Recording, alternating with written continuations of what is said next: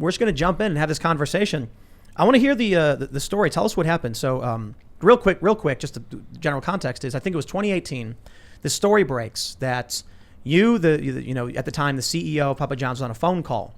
And they said in this, I think it was a Forbes article, right? It was Forbes article came out claiming that you used a racial slur or something.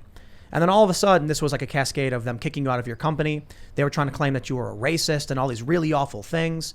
And then the media just began to twist everything out of proportion and lie about what was happening. Now, I guess the crazy thing is, it sounds like the way you described it, like a conspiracy against you. Well, you got to kind of go back a little bit in time, as it was a training call. And we were talking about race, which is very sensitive, and we were the do's and don'ts. And unbeknownst to me, they taped the conversation, and throughout the call, they tried to bait me when I was looking at so who is the laundry service, the ad agency was trying to get me riled up and to say something that was going to hurt myself, but I didn't know that at the time that was a setup. So they kept that one little clip, and fortunately for me, I feel like I'm the luckiest guy in the world because they accidentally left the tape running. So as soon as they hung up with me, they kept talking about, hey, we got him. We're going to send him out. Really? Oh, yeah, we got the wow. tape. We got him on tape. I got a tape, so we have the truth. And so it was a complete setup. They sat on it for about 5 weeks, and they said, if you don't give us $6 million, Washington and laundry service, we're going to bury the founder. And I went to the CEO and to the board, and I said, hey, they're trying to extort $6 million. If we don't give them $6 million, they said they're going to bury the founder. That's extortion. We should call the FBI. And so it blew up, and the company just let it happen. That's what makes me think the company was co-conspired in this, because the company didn't do an investigation. They didn't set up a special committee to investigate. And if they would have seen there was a tape. The truth was, I didn't say something that was racist. What I said was anti-racist. They changed the narrative. Well, we got to issue a quick clarification. Because of the likes of people like Ibram X. Kendi, anti-racist actually means racist. And I'm not kidding. I mean, it sounds funny, right? But Kendi is I guess he's the progenitor of anti-racism, which is an ideology that states in his, I got to be very careful how I say this for obvious reasons. I mean, look, we're talking about, Kendi says that he wants racial discrimination. So anti-racism, according to him, is more racial discrimination. So that's why, they take these phrases and try to control them. And that's part of how they play this game. So to put it simply, you're the CEO of this company. You're doing a regular training phone call. It was like a sensitivity training or something, right? Exactly. Telling people not to be racist, to be excellent to each other. And the statement you made was that you said something about, I think it was Colonel Sanders.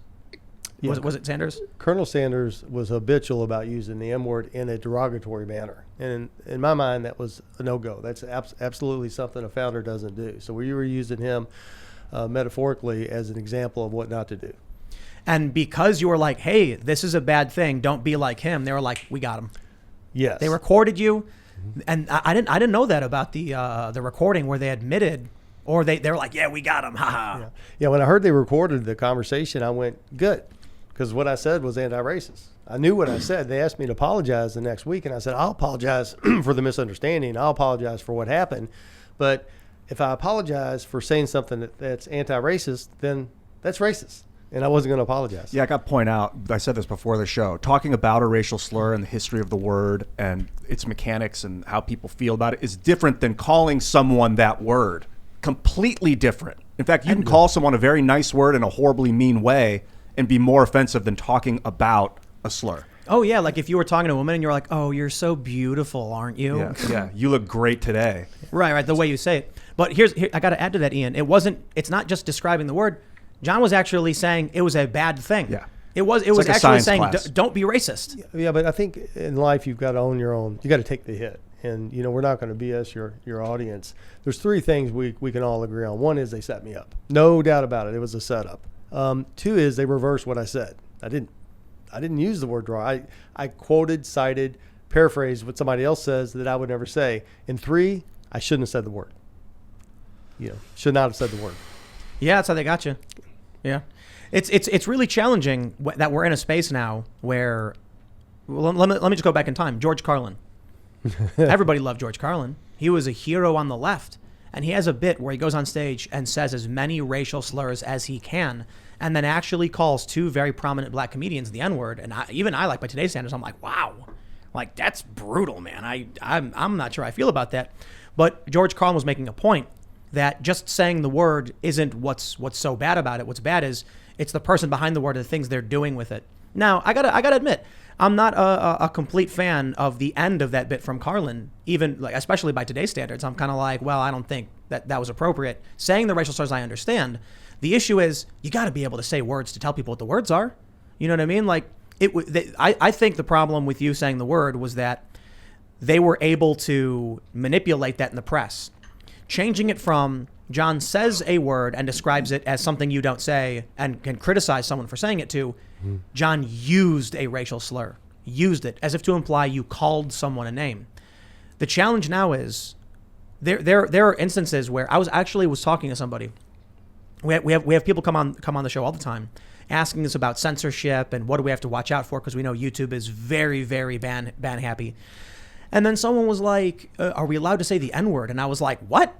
I was like, absolutely not. Are you joking? Like, you don't, I'm not a fan of that. And they're like, really? I was like, even like in the context of World War II? And I went, you mean Nazi?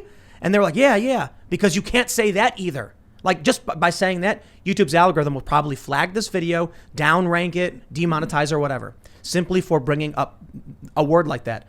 And so there were these instances where I was talking to people, explaining to them the problem with not being able to even describe things anymore. There is a very famous documentary about a man named James Baldwin. I cannot tell you the name of that documentary because YouTube could ban us for simply saying the name of the documentary. And it's not using the N-word as most people know it. It's a different N-word we also can't say. And how am I supposed to describe to people the various words that can't be said if there's a bunch of different words that start with the letter N? This is the problem. And so when I heard that story about you, I was like, well, how do you tell your employees don't say these words when you can't actually tell them what the word is? Well, I think there's no place for the word, period.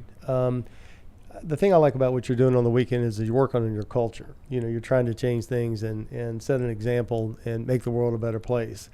And so anything that further divides our country, anything that doesn't really involve like kindness and thoughtfulness and consideration and collaborative alliances for our fellow man, I think that should just be off the table, because the media kind of thrives on fear. To your point, if the journalist, the media would have done what you did, all you did is do a little homework. You know, you looked at the I read the stories and thought about it, and you got it right. I mean, I can't believe it. You're 32 years old. You weren't where you're at today back then, and you nailed it. You nailed it to a T what happened. And if journalists really cared about their dignity and their integrity, I think the approval rating right now on networks, I think 15% or something. I mean, it's miserable. It's miserable. And I think it's because they're not honest. And I think the American people are tired of being lied to. But what I want to do with this situation is I want to find a way to emphasize forgiveness, pardon the unpardonable, forgive the unforgivable, and let everybody know that sometimes you're going to get a raw deal, and sometimes you're going to get kicked in the teeth. And that's not cool, especially in this situation, because the race thing is it's pretty brutal to be painted in that box, especially on a false narrative. But if we can find a way for other folks to inspire them to get through their adversity, then that would be the bang for a buck that I get out of going through all this. It is extremely challenging, though. I mean, when you have what we're seeing in schools, it's critical race applied principles. They call it critical race praxis, CRP. We call it applied principles because the acronym's a little bit more accurate, in my opinion. But you have them, just going to children, and they're teaching children to be racist. Yeah. So yeah, I mean, if it's not, I agree with what you're saying. We want to inspire people to be kind, to be critical thinkers, to improve themselves, to build a culture. People need to be responsible to a certain degree. We want to help each other, but we also got to have some responsibility. Well, what's happening now is you try to be nice, you try to be forgiving, they take advantage of it.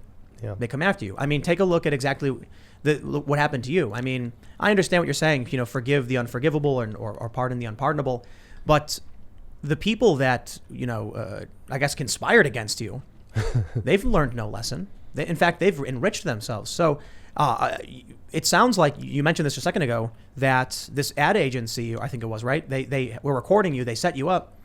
but that even within your own company, there were people who seemed to be working against you.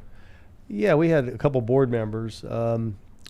Steve Ritchie was the CEO who was getting ready to get terminated. So, he had to be part of this to set me up because he was going to get. So you weren't the CEO? No, it wasn't the CEO. I was chairman of the board. Oh, okay. I was wrong. Correction. And another gentleman, Mark Shapiro, who was head of governance.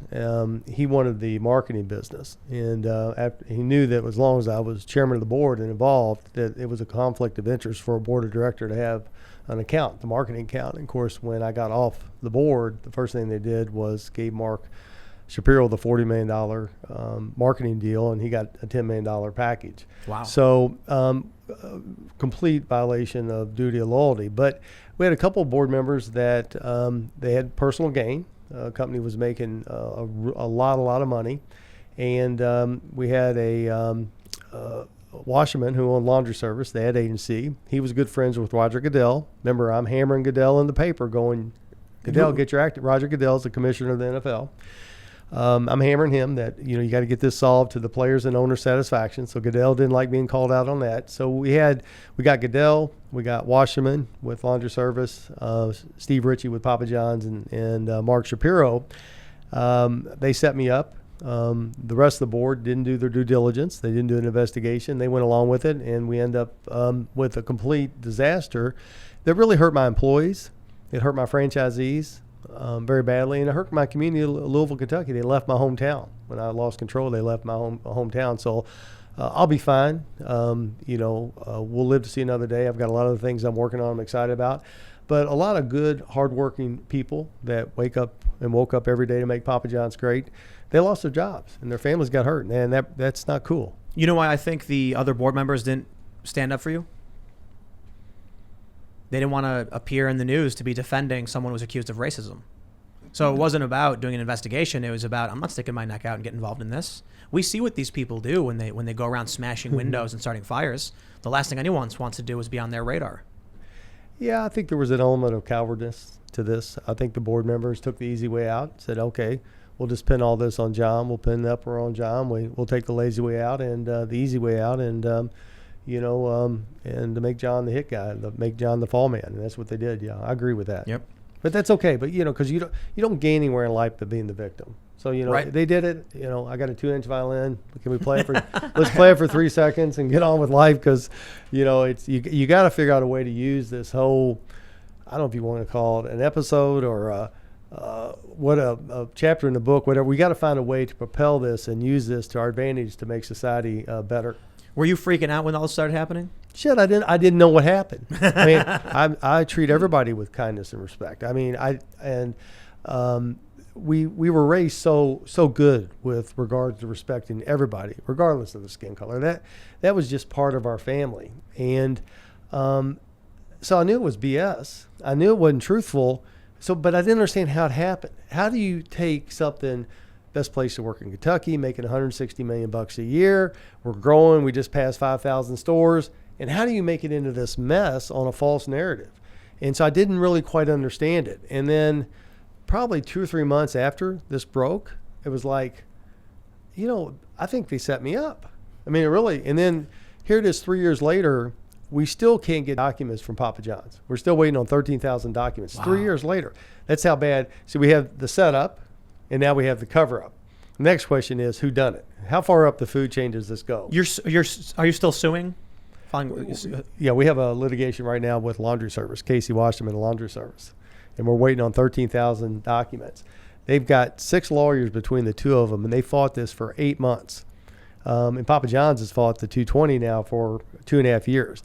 So either they have something that's really bad, or they're stringing us out. But if they have something that's not bad, they're sure doing a heck of a job hiding it from us. Thanks for checking out this clip from the Timcast IRL podcast. If you want to see the full show, come back to this channel, youtube.com/TimcastIRL, Monday through Friday at 8 p.m., where you can leave comments and super chat, and we actually will read your comments on the show. Don't forget to like, share, subscribe, and if you want exclusive members-only content, segments you can't get anywhere else, go to timcast.com, become a member, and we even have full bonus episodes. Thanks for hanging out, and we'll see you all next time.